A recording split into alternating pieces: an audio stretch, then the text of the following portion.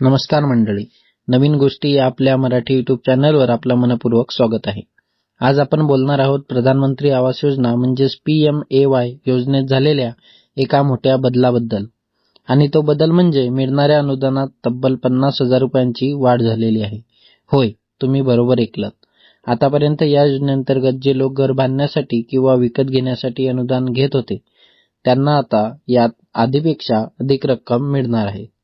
यामध्ये केंद्र सरकारने महत्त्वाचा निर्णय घेतला असून गरीब व मध्यमवर्गीय कुटुंबासाठी ही अतिशय मोठी दिलासादायक बातमी मिळाली आहे.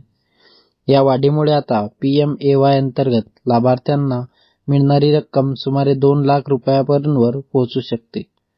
अर्थात घर घेण्याचं स्वप्न आता आणखीन जवळ येणार आहे.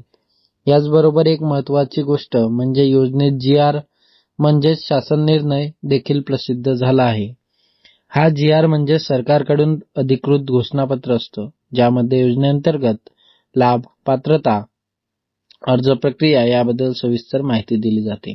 हा GR प्रसिद्ध झाल्यामुळे योजनेबद्दल असलेल्या अनेक शंका दूर होणार आहेत आणि अधिक लोकांना या योजनेचा फायदा सुद्धा घेता येणार आहे.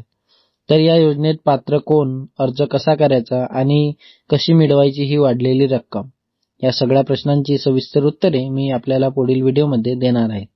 त्यामुळे चॅनलवर नवीन असाल तर लगेच सबस्क्राईब करा आणि बेल आयकॉन दाबायला विसरू नका.